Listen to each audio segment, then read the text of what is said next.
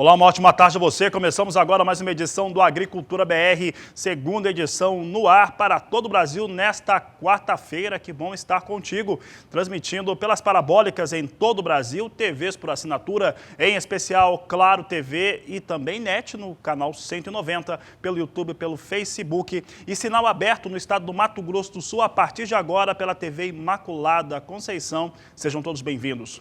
E hoje no programa você vai ter informações importantes sobre o mercado da soja. Continua meio que derrapando, não tem informação nova. Teve até uma confirmação de vendas que nós registramos dos Estados Unidos para o Marrocos, mas quantidade muito pequena, não chega a trazer alterações para o mercado. Vou aqui mostrar para vocês o último levantamento da FC Stone para milho. A FC Stone trouxe o seu primeiro levantamento para a segunda safra de milho no Brasil, na campanha 2019-2020, que deve ter 1,36% abaixo da segunda safra atual, cerca de 1 milhão de toneladas. Você vai conferir também aqui uma informação importante sobre como que as usinas têm trabalhado o controle da mosca dos estábulos em suas instalações. E também entrevista exclusiva com Leandro Bovo. Bovo fala a respeito do mercado da pecuária de corte, o que vem acontecendo tanto no cenário do mercado futuro quanto no mercado físico, negociações e o que nós podemos esperar principalmente para o começo do ano de 2020. Mercado físico, mercado futuro e muito mais a partir de agora. E eu começo o programa de hoje trazendo a análise do Rabobank em torno do mercado da soja. O mercado da oleaginosa vem de uma maneira muito interessante. Olha, um aspecto que eu apontava nesta última terça-feira em relação ao levantamento que nós tivemos da Secretaria de Comércio Exterior, trazendo o balanço de novembro para as vendas e exportações de soja das trades que operam no Brasil, mostraram que o Brasil vendeu um pouco mais de 5 milhões e 400 mil toneladas, está varrendo armazém, não tem soja no Brasil. E quase 100% foi para a China. É aquilo que a gente falava há bastante tempo, China tem o problema realmente da peste suína, mas segue comprando muita soja. Você vai saber agora como que o Victor Ikeda, analista do Rabobank, tem visto o mercado de soja em entrevista exclusiva para Walter Puga Jr. E a projeção do Rabobank para soja, tanto no Brasil como no exterior, também foi feita por Victor Ikeda durante uma apresentação para a imprensa. E a perspectiva é que, para a soja, os preços podem variar conforme a política internacional. Vamos traduzir, essa guerra comercial muda do dia para a noite o mercado da soja? Sim, basicamente a gente tem uma volatilidade muito intensa que já foi sentida ao longo de 18, 19. Para 2020 não vai ser diferente, a gente vê que é um ano que a gente tem muitas decisões que podem ser tomadas. Basicamente, o nosso cenário base hoje é que pode-se fazer um acordo parcial entre China e Estados Unidos, o que faria com que a China voltasse a retomar padrões de importação de soja americana ao redor de 30 milhões de toneladas, o que é muito similar ao que ela importava antes do período da discussão entre Pequim e Washington, né? Então, basicamente, isso ajudaria a reduzir os estoques americanos e, com isso, a gente poderia ver, naturalmente, já com uma safra americana que foi impactada pelo clima, teve uma área menor, a gente já veria preços sustentados ao longo de 2020. Então, a gente acredita que, por exemplo, a possibilidade de Chicago, em caso de um acordo comercial, a gente veja como eu trato bastante de cenários, em caso de um acordo comercial fase 1, voltar a testar patamares próximos de 9,70 dólares por bushel. Se não ocorrer esse acordo, nós teremos soja com preços sob pressão em Chicago e no resto do mundo também? Ou o Brasil continuaria a se beneficiar desse movimento?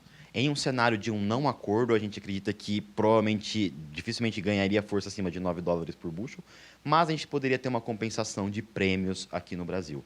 Em linhas gerais, o prêmio vai ser um grande de exportação, vai ser um grande balanceador de preços. Então, se vier um acordo muito robusto de China e Estados Unidos com grande importação de soja, Chicago poderia ter preços excepcionais, voltar acima de 10 dólares por bushel, mas a gente poderia ver prêmios aqui no Brasil mais baixos. Hoje, no cenário padrão que eu te falei, um acordo parcial que volta a importar o que importava antes, a gente acredita que, por exemplo, preços FOB aqui no Brasil, ao redor de 22 dólares por saca, não seria uma realidade tão distante em um cenário de, mesmo com um eventual acordo, com, daí sim, os fundamentos de oferta, uma produção menor nos Estados Unidos, estoque se ajustando, a gente poder ver preços aqui no Brasil próximos de 22 dólares por saca.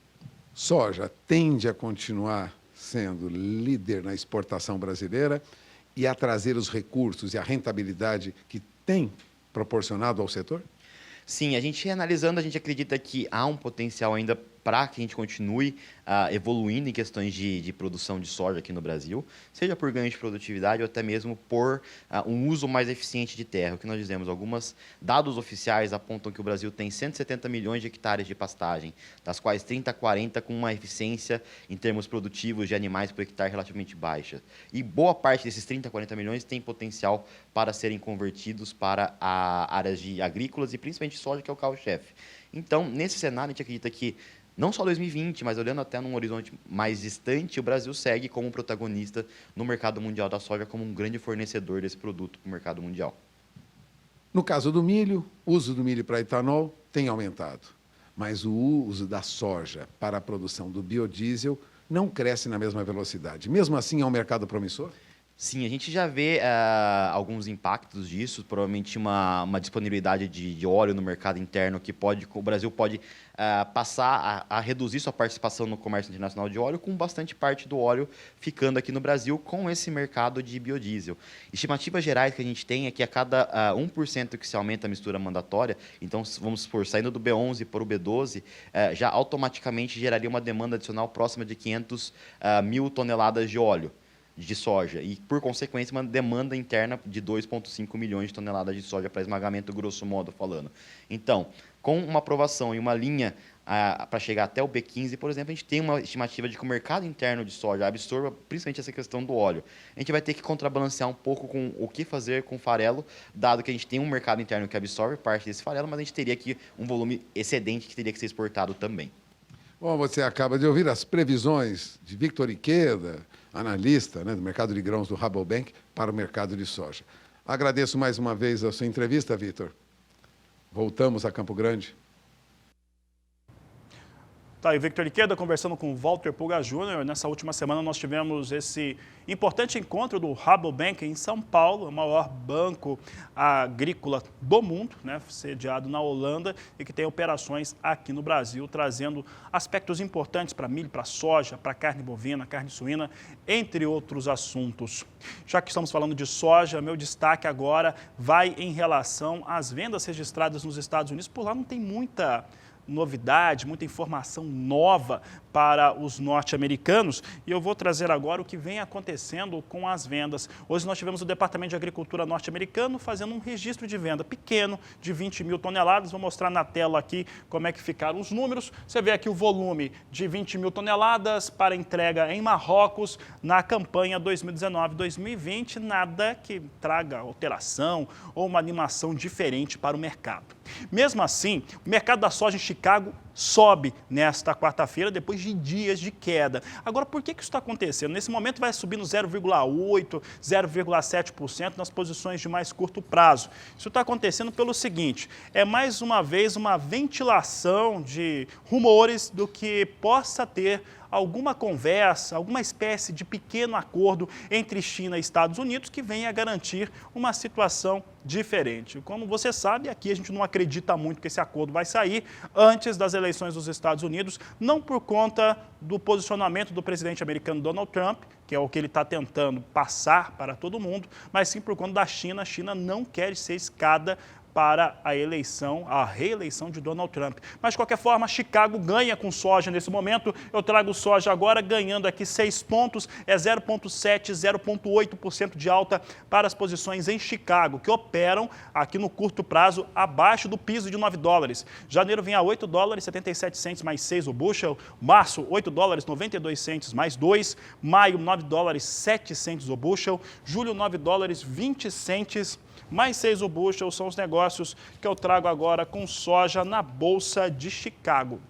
Vamos falar de dólar agora, dólar comercial. E o dólar aqui no Brasil tem sido um motivo de muita discussão, inclusive repercutindo fora, depois de Donald Trump dizer que o Brasil, tremenda bobagem, faz o seu câmbio ficar desvalorizado de maneira artificial. Exatamente o contrário, tenta segurar um pouco o dólar para não subir tanto. Veja só que nós temos o dólar aqui em novo recuo, 0,28% de queda para a moeda norte-americana, a R$ 4,19 mais 3 para a moeda dólar, portanto, hoje com alguma queda.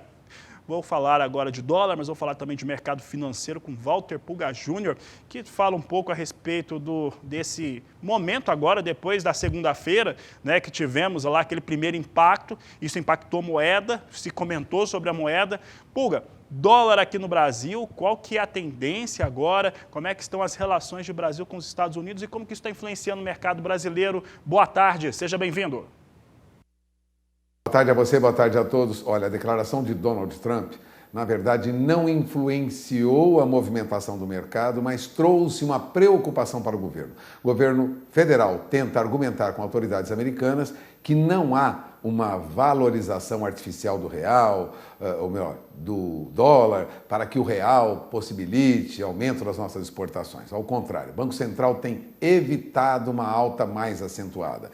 Agora, desta vez, a queda do dólar, e neste momento o dólar a R$ 4,19 mais 47 recua 0,25%, está ligada à revisão de números sobre o PIB brasileiro.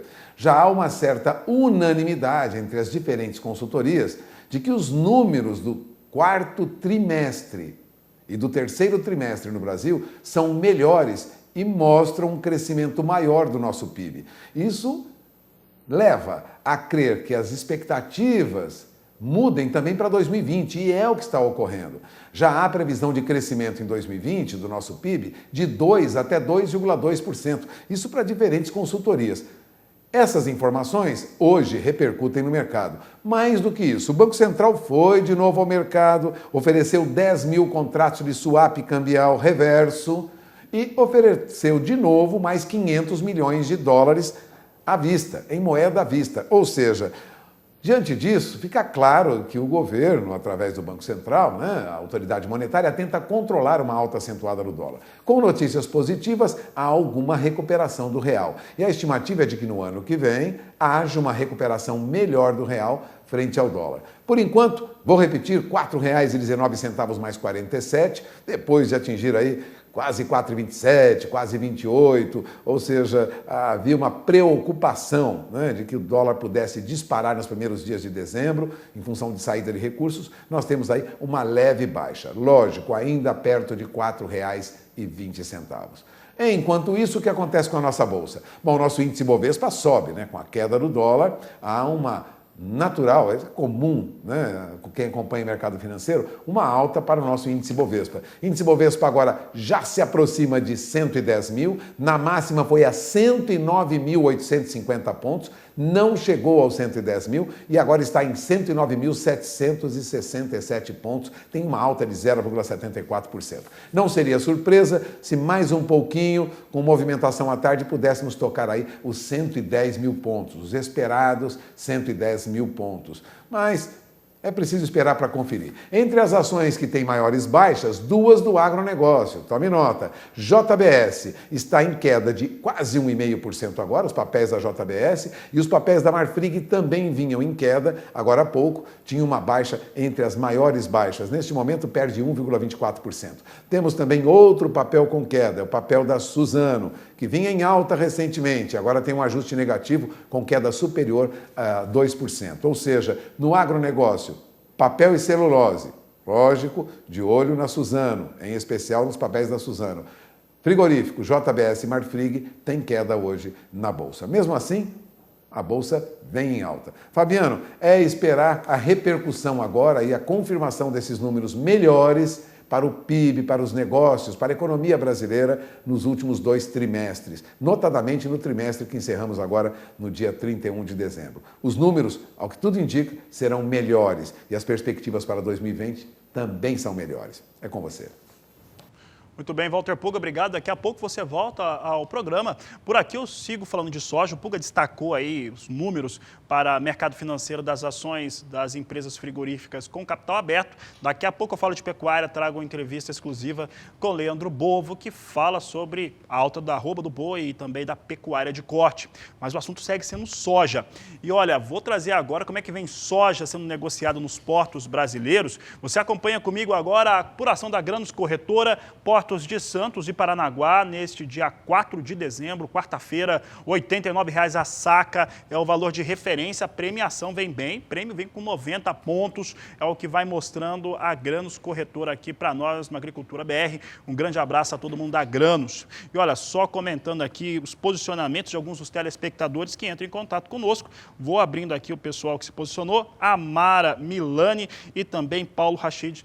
Eles entraram em contato, estavam comentando a respeito do bom mês de novembro. Nesta última terça-feira, ontem, no programa, na segunda edição, eu falava a respeito dos embarques brasileiros de soja. As exportações totalizaram 5.157.000 toneladas, de acordo com os números da Secretaria de Comércio Exterior, ligado ao Ministério da Economia. Esse número é 7% superior a novembro de 2008, 6% superior a outubro desse ano. Mas não é essa a notícia mais importante. A notícia mais importante é que, de fato, a China foi o principal destino, levou quase todo esse volume de 5.157.000 toneladas, confirmando que China segue com um apetite muito forte por soja, independente do que aconteceu com seu rebanho suíno.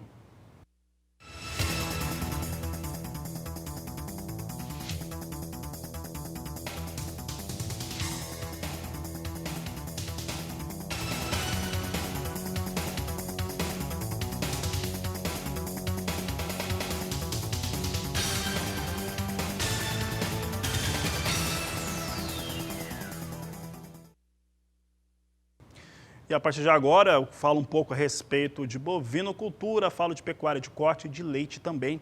E Campo Grande, capital do Mato Grosso do Sul, recebe um simpósio sobre bovinocultura. E é esse o assunto que nós abordamos agora, com meu colega Vinícius Souza, que está aqui já conosco no estúdio. Acho que ele está no campus da Universidade Federal e vai falar um pouco a respeito desse evento que trata de temas importantes dentro do aspecto acadêmico para o setor. Vinícius, boa tarde, seja bem-vindo.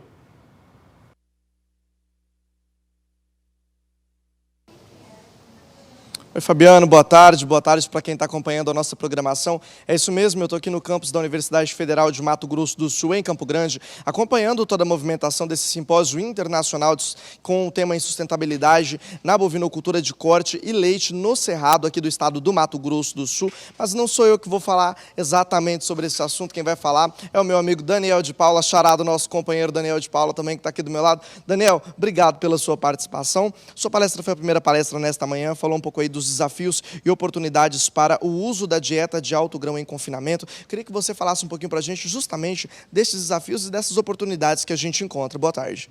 Boa tarde, Vinícius. Para mim é uma honra, um prazer ter sido chamado. Eu cumprimento a todos aí do canal. Então, o confinamento, ele é uma técnica já bastante difundida, né? E ela vem crescendo muito no estado. O confinamento, eu acho que grande parte dele tem como a missão reduzir a taxa de lotação na época da seca, porque o animal falta pasto e a gente precisa já pegar aqueles animais em terminação que precisam ser acabados e a gente usa o confinamento para tirar eles do pasto e proporcionar então acabamento de gordura. Aí vem outro problema, ou seja, eu soluciono a questão do pasto, mas eu tenho a questão do volumoso, ou seja, o pecuarista, que é só pecuarista, ele tem dificuldade em plantar, ter maquinário para colher, para pulverizar e tudo mais. Já o integrador, o agricultor, também tem desafio, porque ele não quer produzir uma silagem que tire todo o nutriente do solo e tenha que gastar muito com adubação e reposição de nutrientes para a soja, para o milho. Então o volumoso é um problema. E aí surge, desde muito tempo, e cada vez mais a gente vem pesquisando, o uso de dietas com alto grão, ou seja, de redução e até retirada de volumosos forragem. Então o grande desafio hoje é a gente fazer dietas sem uso de volumoso, total, né? Retirar totalmente. É difícil? É. Qual que é o desafio? O desafio principal é a saúde do animal. A saúde do animal, porque o animal, numa dieta que não tem fibra e tem muito amido, então o animal tem uma alta propensão de produção de ácidos dentro do rumen, um abaixamento do pH, um risco muito grande de acidose. O risco de acidose não é só visto no animal doente, mas é um risco de acidose que leva a uma variação do consumo, que leva a uma redução do consumo potencial, refúgio de animais. Então isso tudo vai reduzir o ganho, desempenho e a lucratividade final. Então nós temos um risco e nós temos que trabalhar manejos, novas técnicas, novas pesquisas para buscar trabalhar sem volumoso. Então esse é o grande desafio de dieta sem volumoso. Agora, Daniel, a gente fala de desafio, mas a gente também precisa falar das vantagens, né? Qual que é a vantagem, então, de se trabalhar com essa dieta de alto grão? As vantagens são inúmeras. Primeiro ponto que eu falo, a gente exige menos área, então. Então, a gente exige uma área, não exige área para a produção de volumoso. Segundo, você diminui mão de obra na fazenda. Você não precisa de maquinário. E, além disso, a silagem tem muito mais umidade. Então, quando eu saio de uma dieta com muita umidade para uma dieta com menos água, eu também gasto menos para levar a comida no coxo, porque um vagão ele consegue nutrir e tratar uma quantidade muito maior de animais. Então, você gasta menos com o transporte de alimento. Você quebra menos equipamento. Além disso, aquela dieta com mais concentrado, e aí a gente entra na maior vantagem, porque o milho comparado à silagem, inicialmente a gente pensa que o milho é mais caro. Mas como o milho tem muito mais massa e muito mais digestibilidade, ele tem uma energia maior. E aí quando a gente compara o custo dessa energia é muito mais barata. Então o animal consegue ganhar mais peso comendo menos. A eficiência maior de uma dieta dessa leva ao menor custo diário e o menor número de dias do animal no confinamento. Se ele fica menos tempo no confinamento, eu diluo o custo fixo. Diluindo o custo fixo, aumenta a lucratividade. Agora, quando a gente fala da questão do uso do milho, a gente sabe que existe aí um aumento na acidose do animal. Como que a gente pode fazer para remover essa acidose? Então, é isso que talvez seja o maior desafio. Hoje, tem muita gente trabalhando com dieta sem volumoso ou com um número muito pequeno. A gente pode fazer um monte de coisa.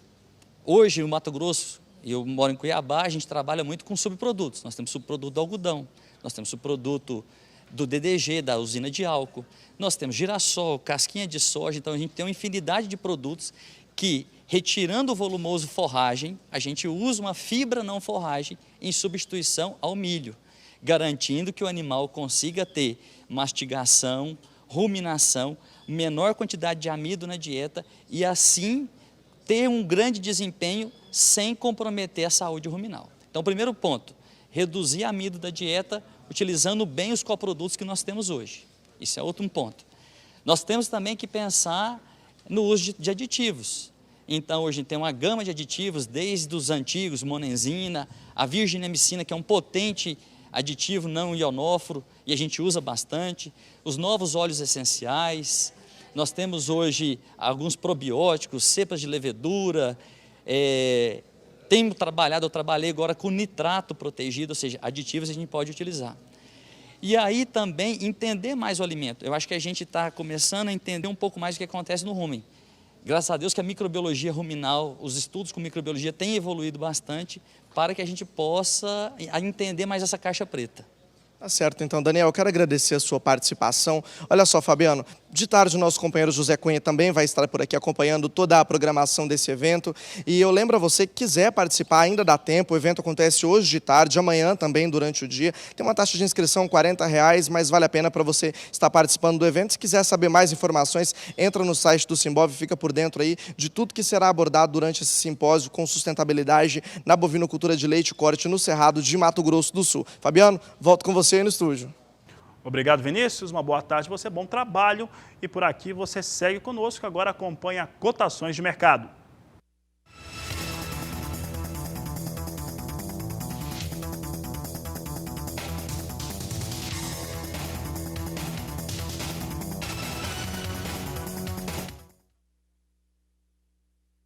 Falamos agora a respeito de pecuária de corte, de negócios e como que tem se comportado, principalmente a arroba do boi, que tem influenciado, como você tem acompanhado diariamente aqui nas nossas coberturas, influenciado os negócios em outras categorias animais, como que tem acontecido os negócios no país. O fato é que hoje o fator de referência em relação ao que acontece com a arroba é algo que está sendo buscado. Para falar sobre esse assunto, falar sobre negócios, falar sobre mercado futuro, mercado físico, eu vou conversar com Leandro Bovo, da Radar Investimentos, está aqui conosco, converso com ele aqui pela internet. Leandro, obrigado pela sua participação. Eu começo perguntando para você o seguinte: hoje, para o boi gordo, para a arroba do boi no Brasil, quais são as referências depois desse momento que nós estamos vivendo agora, muito positivo, claro, para quem tem boi para vender. Boa tarde. Boa tarde, obrigado pelo convite, é sempre um prazer estar aqui conversando com vocês. Então, na verdade, o problema do mercado hoje é justamente essa falta de referência. A gente vinha de uma situação já de estagnação, né, dos preços da arroba praticamente desde 2015, perdendo feio da inflação, né, e nos últimos 30 dias a arroba resolveu recuperar todo esse terreno perdido e, na verdade, ela mais do que recuperou, subiu demais. O mercado acabou perdendo a referência para cima, né, por conta desses fatores de China, deixou o mercado interno mais enxuto, a carne subiu no mercado interno, aumentou o poder de compra dos frigoríficos menores, enfim, o que eu chamo de uma tempestade perfeita, e a arroba acabou subindo de maneira muitíssimo forte, né, praticamente explosiva nos últimos dias. Agora a gente está vendo um movimento de acomodação, um movimento de queda, que é natural que aconteça justamente na busca por esse ponto de equilíbrio. Mas falar um preço de equilíbrio agora seria um grande chute, né? A gente tem a humildade de entender que o mercado está procurando um ponto de acomodação e chutar um ponto de acomodação agora não faz muito sentido. Muito provavelmente o mercado exagerou para cima, a tendência é que exagere para baixo também, para depois retomar o que seria um patamar de equilíbrio. Para se dar um chute, eu acho que ao redor de R$200 em São Paulo seria um patamar onde a exportação roda muito bem, o produtor consegue ter uma margem razoável e o mercado interno não é tão penalizado ou tão sacrificado com a carne, as vendas de carne no mercado interno, né? Então, é um chute, mas eu acho que vai ser alguma coisa próxima a esse valor em São Paulo, grosso modo. Leandro, tem outros aspectos, né? Nós sempre estamos falando a respeito do fator China, que aumentou a sua importação, a compra de carnes no geral, não só no Brasil, mas em outros países. Mas aqui no Brasil nós temos outros fatores, né? Primeiro, a saída de entre-safra, nós tivemos agora primavera com pouca chuva, né? Agora que elas estão começando a restabelecer. Há um outro elemento também bastante considerável, eu estava até olhando os dados da Socom, que foram divulgados nesta última terça-feira, e teve até algum crescimento para gado confinado, mas não tanto quanto aquilo que se esperava no começo. Ele é utilizado, né, para regular, para manter esse fornecimento do que é exportado, carne bovina exportada. Esses três elementos juntos fizeram com que nós tivéssemos essa arroba mais forte nesse momento? Exatamente. Um movimento dessa magnitude, ela não é causado por apenas um fator, né? É uma conjunção de fatores que traz esse tamanho, o movimento que aconteceu. A China foi um grande gatilho, né? Porque foi a faísca que acendeu o rastilho de pólvora, né? Porque os frigoríficos habilitados para a China tinham margens muito boas, tem ainda, né? Margens muito boas para pagar pela arroba, e isso aí acabou balizando os mercados por cima, né? Então, todo mundo estava direcionando o preço, balizando seus preços com base no preço que o vizinho vendeu, por exemplo.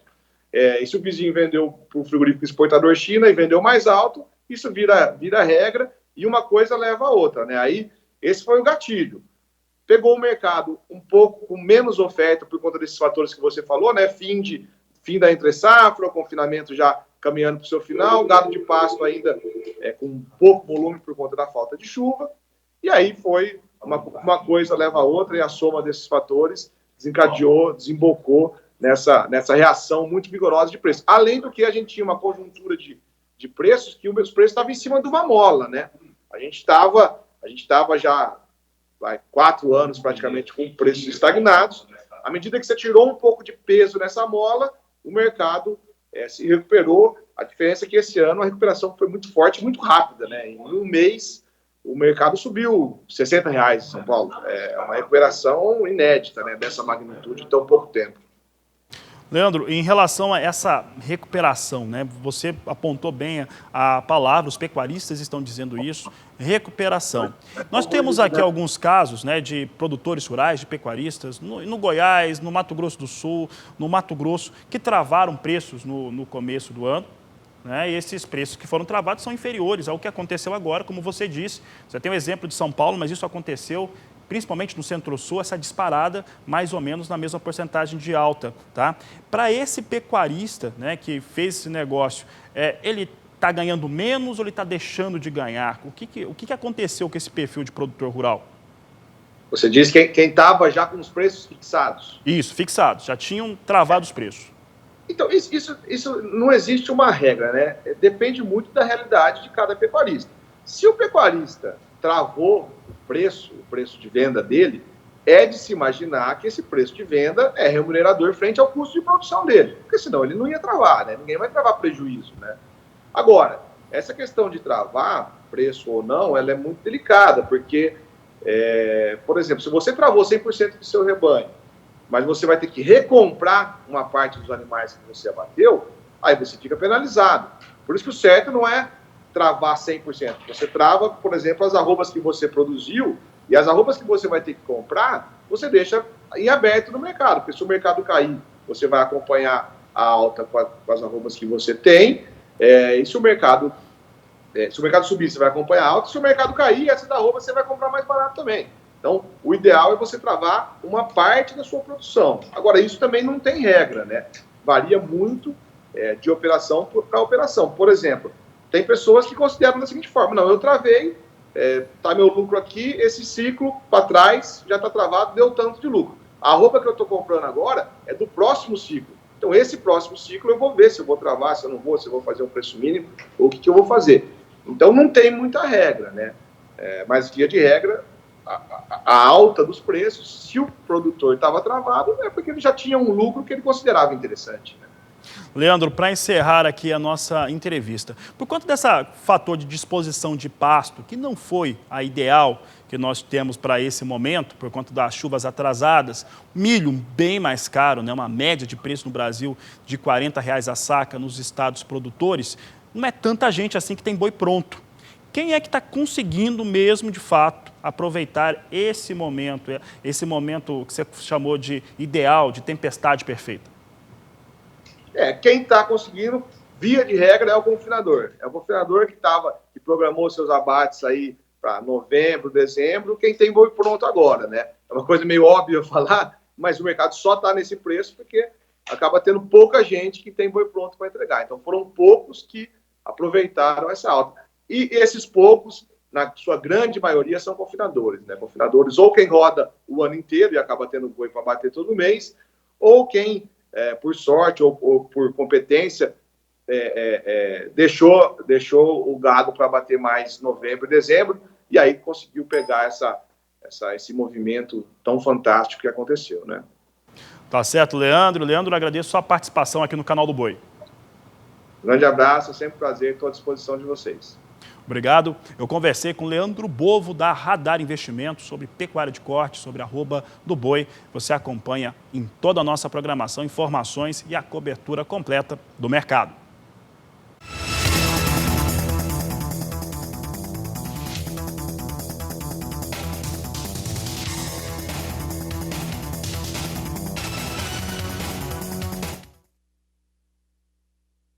A Agricultura BR vai para o intervalo comercial. Você aproveita para entrar em contato conosco, mande sua mensagem no 67996562266. O assunto do próximo bloco é o controle das moscas do estábulo. Para falar sobre esse assunto, daqui a pouco eu entrevisto Tassiane Ferreira, que vai falar um pouco a respeito de como que esse trabalho tem sido feito. Eu volto já. A Agricultura BR traz agora em destaque um tema muito importante para a pecuária e também para o setor sucroalcooleiro, a mosca dos estábulos e o seu controle. Para falar a respeito deste assunto, o que aconteceu nos últimos anos, eu recebo aqui em nossos estúdios Tassiane Ferreira, ela que é bióloga, ela é consultora responsável na Volare Consultoria, que faz esse tipo de trabalho junto às usinas, um trabalho que tem sido feito para controlar essas moscas. Está sendo um prazer recebê-la aqui em nossos estúdios e nós temos um contexto, né, um passado agora recente, os últimos 5 anos, 10 anos, que era uma realidade diferente, né? Tínhamos até alguns conflitos no campo em relação a quem criava e também as usinas.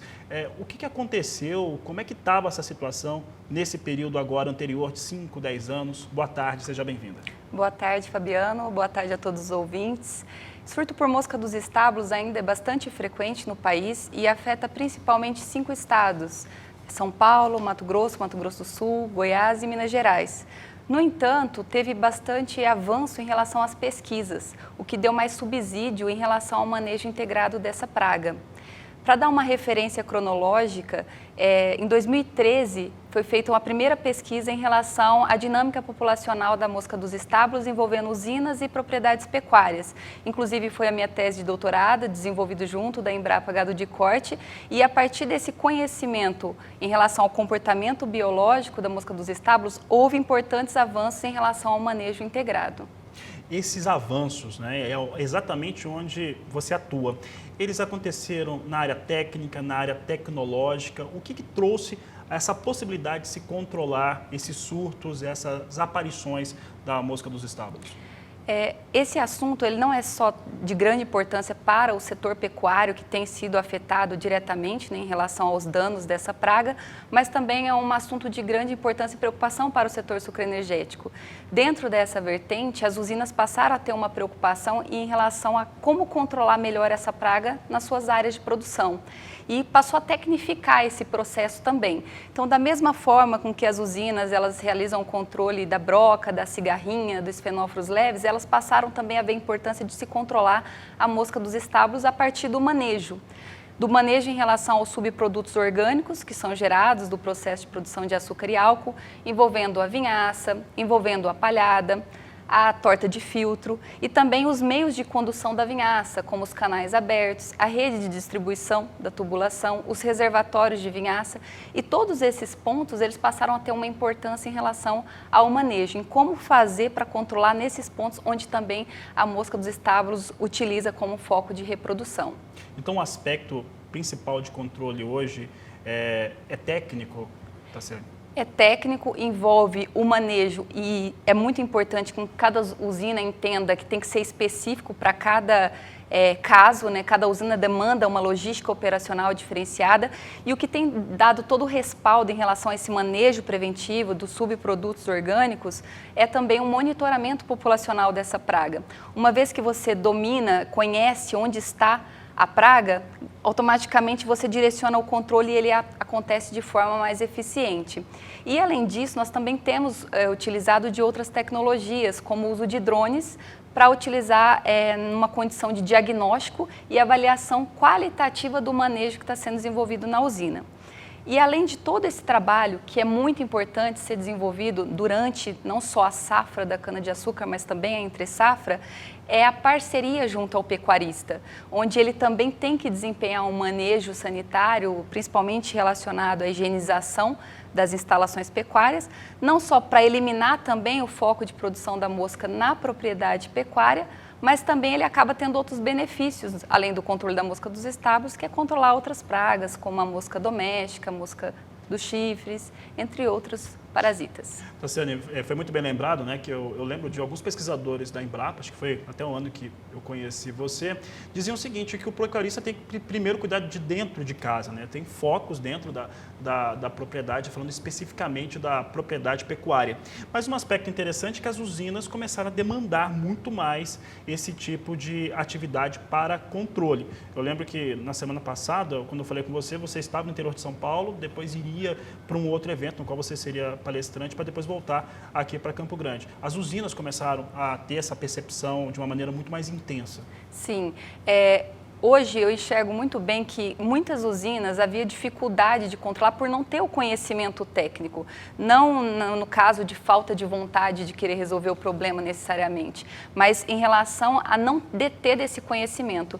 E hoje, especialistas no assunto, assim como eu e outros colegas, nós estamos dando esse suporte técnico para as usinas para delegar realmente o que é importante ser feito na realidade de cada uma delas. Infelizmente, não é uma receita, né, fácil de ser seguida, não é fácil de ser controlada essa praga nas áreas da usina, devido até à dimensão e à dinâmica do sistema de produção, mas esse conhecimento técnico ele começou a ser mais acessível para as usinas. E a gente tem atendido nisso, não só em relação à estruturação de um plano de ação, um manual de boas práticas para cada usina e respaldando em relação a esse monitoramento, que é uma ferramenta muito importante que nós utilizamos junto deles. Esse plano de ação, até para nós encerrarmos a nossa entrevista, esse plano de ação seria um protocolo para que os funcionários tratassem da situação para impedir que tenham as condições ambientais para que se desenvolva a mosca do estábulo e outros tipos de mosca? Exatamente, Fabiano. Dentro da realidade da usina, a gente faz todo um envolvimento com todos os funcionários, envolvendo os setores, principalmente o pessoal do campo, onde eles passam a deter da informação necessária para ir eliminando esses focos potenciais para a proliferação da mosca dos estábulos, conforme as coisas vão acontecendo. Então, esse plano de ação, ele envolve esses setores, principalmente relacionados à vinhaça, ao pátio de compostagem, e esses funcionários, no dia a dia deles, vão desempenhando as ações preventivas. O controle do surto da mosca dos estábulos, ele tem que ser preventivo e não corretivo, porque uma vez que acontece essa explosão populacional, a gente tem uma dificuldade em fazer a gestão e o controle dessa praga. Tá certo, Tassiane, eu agradeço a sua participação aqui no Agricultura BR. Muito obrigada. Eu conversei com o Tassiane Ferreira, assunto bem interessante, controle das moscas dos estábulos em usinas de cana-de-açúcar. Olha, daqui a pouco, nós vamos para o intervalo agora, daqui a pouco eu vou voltar trazendo informações a respeito do milho e principalmente do último levantamento da FCA Stone apresentado na manhã desta quarta-feira. De acordo com a inteligência da FCA Stone, a segunda safra brasileira de milho será 1,3% inferior à da campanha 18-19, que é recorde, cerca de 1 milhão de toneladas a menos, e daqui a pouco eu falo sobre esses números importantes para o mercado. Aproveite para participar do programa conosco, mande sua mensagem no 67996562266. Eu volto já. Agricultura BR de volta e agora eu falo sobre milho por aqui. E olha, a FCA Stone divulgou números em relação à segunda safra brasileira do cereal na campanha 2019-2020. É o primeiro levantamento que a FCA Stone traz para a segunda safra na próxima campanha. E vai confirmando uma área ocupada de 13.170.000 hectares. Também uma produção que, por enquanto, deve ficar 1,3% inferior à da segunda safra atual, cerca de 1 milhão de toneladas a menos. Vamos ver os números na tela e aí a gente conversa um pouco também aqui no Agricultura BR sobre os dados de milho. Veja só que aqui trago os números da FCA Stone, aqui a equipe comandada por Ana Luísa Lodge, um grande abraço, Ana Luísa. Ela trouxe o seguinte, aqui a sua equipe trouxe o seguinte, 13.170.000 hectares de área ocupada em segunda safra de milho, alta de 2,24%.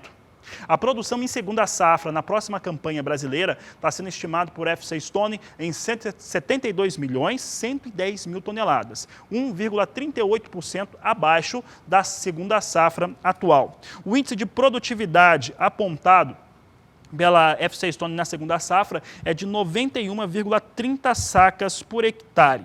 A FCA Stone já tinha mostrado anteriormente o que espera da primeira safra brasileira em torno de 26.500.000 toneladas. Mas esse número que nós estamos mostrando aqui, até pela ocupação da área, ele vem, né, e está descrito no levantamento feito por FCA Stone, uma forte preocupação. A preocupação em relação ao atraso no cultivo da segunda safra brasileira de milho ou safrinha, por conta do atraso que teve no cultivo da soja e, consequentemente, vai ocorrer com colheita da oleaginosa e cultivo do milho, algo que o produtor sabe muito bem, acontece de maneira sequencial.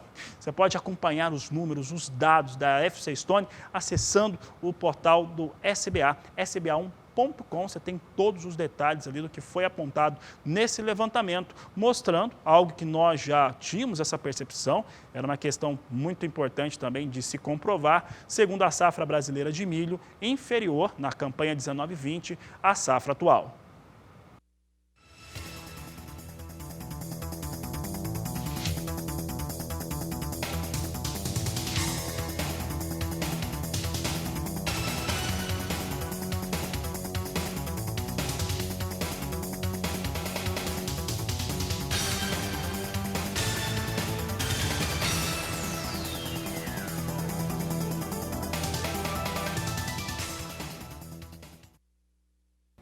O estado do Paraná é o segundo maior produtor de milho do país, fica atrás apenas do estado de Mato Grosso.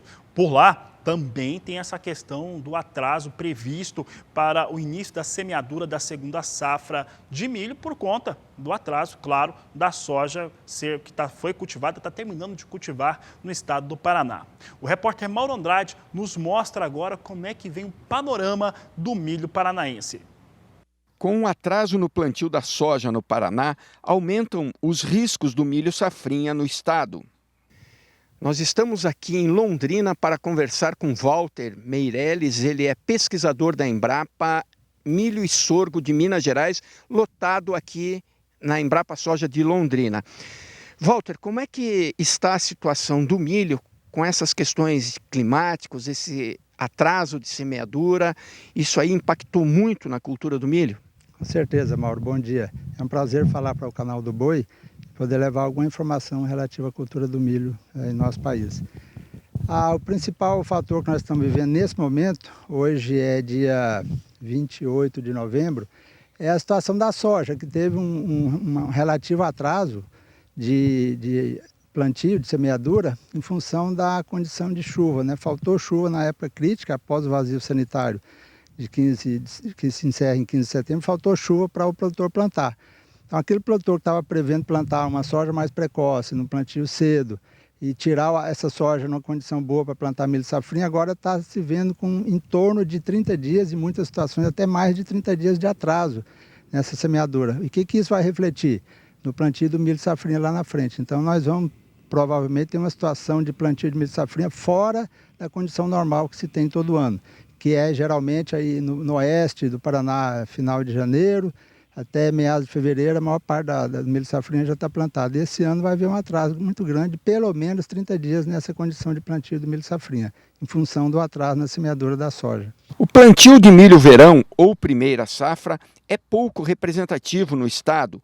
O mais comum é o milho safrinha plantado após a colheita da soja. Aqui no Paraná, na nossa região norte aqui, o milho safrinha predomina, milho verão é pouco utilizado, alguns produtores estão utilizando em rotação com a soja, o que é interessante para as duas culturas, mas o grosso é o milho safrinha. Isso pega norte do Paraná, oeste do Paraná, o centro do Paraná, e na região sul do Paraná já se tem milho de verão. Esse milho de verão, tivemos em toda a região do sul do Paraná para baixo, Santa Catarina e Rio Grande do Sul, tivemos milhos plantados no verão em condição relativamente normal, na época, vamos dizer, chamada ideal, que seria a partir de fim de agosto, primeira quinzena de setembro, com regiões onde houve chuva. O Rio Grande do Sul choveu nesse período aí, não teve uma estiagem prolongada como tivemos na região sudeste e maior parte do Paraná, Mato Grosso.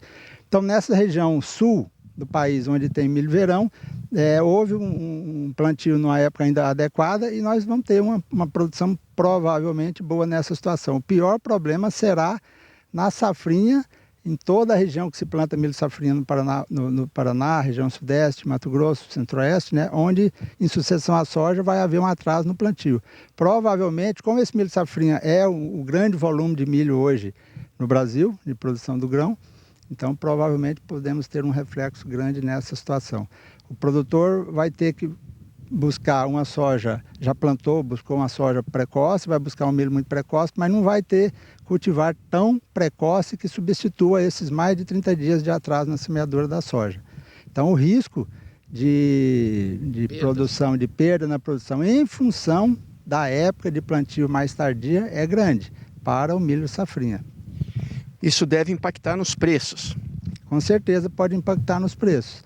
É claro que nós vamos depender de como vai se conduzir essa safrinha, como será feita até a época do plantio e a condução, porque todo ano essas nossas safras são incógnitas, né? Mesmo a safra de verão a gente passa por algumas condições climáticas adversas que prejudicam muito a safra, e já aconteceu nesse ano, no início da semeadura da soja de verão, então a gente não sabe o que vai acontecer, mas a perspectiva de plantio atrasado do milho safrinha já é uma situação que liga o sinal de alerta. Temos risco sim de ter um menor volume de milho produzido nessa situação. Ok, Walter, obrigado pelas informações. De Londrina, no Paraná, Mauro Andrade. E por aqui o Agricultura BR traz em destaque agora para você como é que vem os negócios com milho nos portos brasileiros. Acompanhe então como é que vem a apuração da Grãos Corretora. Vamos ver, tenho na tela aqui. Agora eu estava até olhando aqui para o lado o que aconteceu, mas tem sim, tem milho no porto, tem milho aqui no nosso estúdio também, R$40, vai mantendo R$40, não sai dessa marca, R$40 a saca nos portos de Santos e Paranaguá, de acordo com a Grãos Corretora.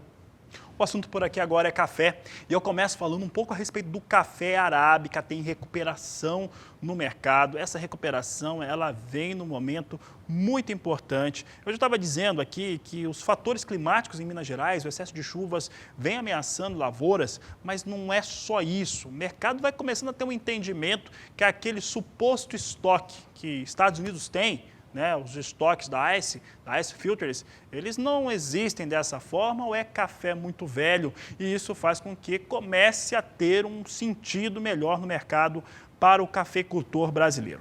Eu vou trazer agora como é que vem os negócios com café em Nova York, um lugar onde mais se negocia café no mundo. E você tem na tela comigo aqui café, hoje no mais curto prazo ganha alguma coisa, vai recuando um pouquinho nas demais posições. Mas você vê que é uma realidade muito, mas muito diferente do que nós vimos há 40, 50 dias. Posição de dezembro vem $1, 23 centes mais 35 a libra peso. Março, $1, 23 centes mais 55. Maio, $1, 25 centes mais 75.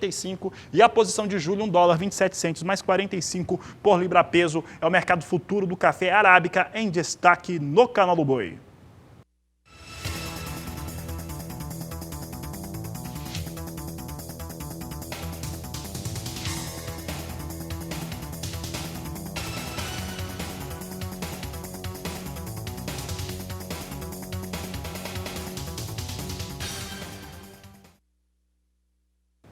Vamos continuar falando de café futuro aqui no Mercado Futuro. Agora o café robusta, negociado na Bolsa de Londres, aqui a tonelada por dólar, né, nos nossos negócios que a gente vai trazendo. E as duas posições de mais curto prazo perdem o piso de $1.400 nesta quarta-feira. Janeiro vem com $1.366 a tonelada, queda de 1,9%. Março, $1.388 a tonelada, recuo de 1,72%. Maio, $1.405 com queda de 1,63%. E a posição de julho, $1.423 a tonelada, recua 1,54%. São os negócios com café robusta na Bolsa de Londres, referência importante para o Conilon aqui no Brasil.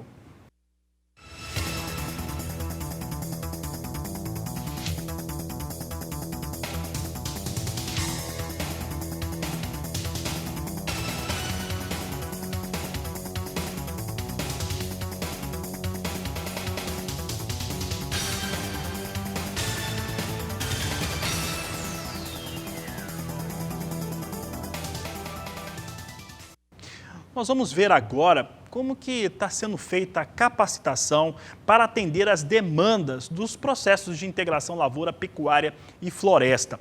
A Embrapa Gado de Corte teve recentemente um treinamento que mostrou como que isso pode ser feito e reuniu muita gente boa, produtores rurais, estudantes, técnicos e muito mais. É o que nós vamos acompanhar agora na reportagem de Rosa Cabral. Nós fazemos a primeira safra de soja e fazemos a segunda safra com algumas opções que nós temos ali na região. A região é rica de opções. Nós fazemos milho, de vez em quando milho pipoca, girassol e milho Santa Fé, que é aquele que é plantado com a braquiária, e também fazemos a silagem de milho. E estamos fazendo também um semi-confinamento, onde a gente coloca um número grande de animais por hectare junto com o arraçoamento no coxo, para esses animais poderem, então, se beneficiar da pastagem e da ração que nós oferecemos. O resumo da atividade é no Mato Grosso. Ele e o irmão vieram ao Mato Grosso do Sul para aprender mais sobre a integração lavoura e floresta na 8ª edição do curso por especialistas das Embrapas, Gado de Corte, Agropecuária Oeste, Florestas, Caprinos e Ovinos. Os assuntos são vários. Na lista, para 3 dias, marco referencial customização, rentabilidade, adubação, espécies forrageira e florestal, manejo de pastagem, culturas, nutrição animal e produção de ovinos em ILPF. O pesquisador Vanderlei Porfílio, do Paraná, está entre os palestrantes. Para ele, floresta, agrícola e pecuária é o eixo que se encaixa no processo integração lavoura-pecuária-floresta. Falando de customização em ILPF, segundo ele, o principal questionamento dos produtores quando envolve o plantio de árvores é o espaçamento. E para isso, não tem uma receita pronta. O melhor espaçamento vai ser aquele que atende de forma melhor aquilo que a propriedade precisa, aquilo que é o objetivo do produtor rural com a madeira ou com as árvores. Então, se ele quer madeira para serraria, tem um espaçamento adequado. Se ele quer madeira fina para papel, celulose, para palanque de cerca ou mesmo para outra finalidade, também tem que desenhar isso. Por exemplo, se o produtor tem máquinas e vai usar máquinas, ele precisa dimensionar o espaço dessas árvores em relação a essas máquinas, porque essas máquinas precisam transitar nessa área. O histórico e marco referencial em ILPF no Brasil foi colocado pelo pesquisador Ademir Zimmer, da Embrapa Gado de Corte. No panorama, os primeiros estudos em Mato Grosso do Sul, datados de 1988. De lá para cá, o estado hoje compila com 2 milhões de hectares plantados dos 15 milhões distribuídos pelo país de acordo com estudos. E as iniciativas respondem em recuperação de pastagens via lavoura, por exemplo, diz ele. Interessante que as áreas de cultura de soja e milho estão entrando nessas áreas, inclusive solos mais frágeis, arenosos, aí na região leste do estado. Então tem sistemas agrícolas que comportam isso e que estão proporcionando bons resultados para a produção de grãos e bons resultados na produção animal. Humberto Pagliosa trabalha em uma fazenda que está do outro lado da fronteira com Mato Grosso do Sul. E a floresta plantada está incluída nas atividades. A gente trabalha num sistema de integração floresta-pecuária. Trabalhamos com a produção de biodiesel e na melhor qualidade de rebanho para uma produção de carne de melhor qualidade no Paraguai. A gente sempre está buscando novas tecnologias, novas formas de trabalho para implantar na nossa região um melhor trabalho para atender nossos clientes. De Campo Grande, Rosa Cabral. Momentos finais dessa edição da Agricultura BR, acompanhe comigo como é que vem soja sendo negociado em Chicago. Agora vai ganhando cerca de 0,5%, é o que você acompanha comigo agora na tela. Posição de janeiro a $8,76 o bushel, março $8,90, maio $9,06 o bushel e julho $9,19 por bushel, sem muita alteração para o mercado de Chicago. Vamos saber agora como é que vem o dólar comercial aqui no Brasil. O dólar vai recuando, agora recua para menos de R$4,19, R$4,18 mais 9, recua 0,39%. E são com essas informações que eu encerro essa edição da Agricultura BR. Desejo a você uma ótima tarde. Lembro que nós temos um compromisso marcado daqui a pouco, às 16 horas, terceira edição. A todos uma ótima tarde e até mais.